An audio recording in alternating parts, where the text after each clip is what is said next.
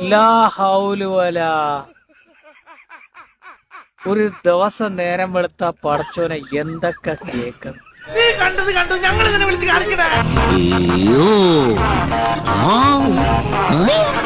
ഈ ചങ്ങായി കാരണം നാട്ടിന് മൊത്തം അപമാനമായി മാറിയിരിക്കുകയാണ്.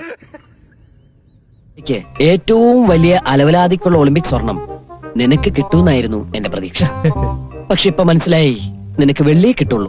ജാസിക്ക് ഒരു മോശമല്ല, മോശ സന്ദേശം അയച്ചെന്നാ പറയുന്നത്.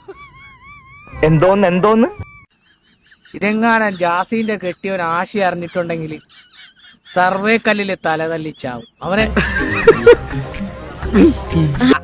അതല്ല ഉദ്ദേശം. എങ്ങനെ ഇത് സഹിക്കും? നിങ്ങളൊന്ന് പറയും. ഇപ്പൊ ജാസിയും എരയുടെ കൂട്ടത്തിൽ പെടുവല്ലോ. ഭയങ്കര മോശമായി. ജാസി ഇനിയിപ്പോ എരയുടെ കൂട്ടത്തിൽ പെടൂല, ചിലപ്പോ പഴുതാരയുടെ കൂട്ടത്തിൽ പെട്ടാലേ. ഇത്രക്ക് ചീപ്പാണ് ആർട്ടിസ്റ്റ് ബേബി. എന്നാലും വല്ലാത്ത ജാതി തന്നെ രാഹുൽ. നീ ആരെയും വിട്ടിട്ടില്ലല്ലോടാ. എന്നാ പിന്നെ പേടിക്കണ്ട. ജാസീനെ മോശം അഭിപ്രായം കുടുംബത്തെ പറ്റി നാട്ടിൽ.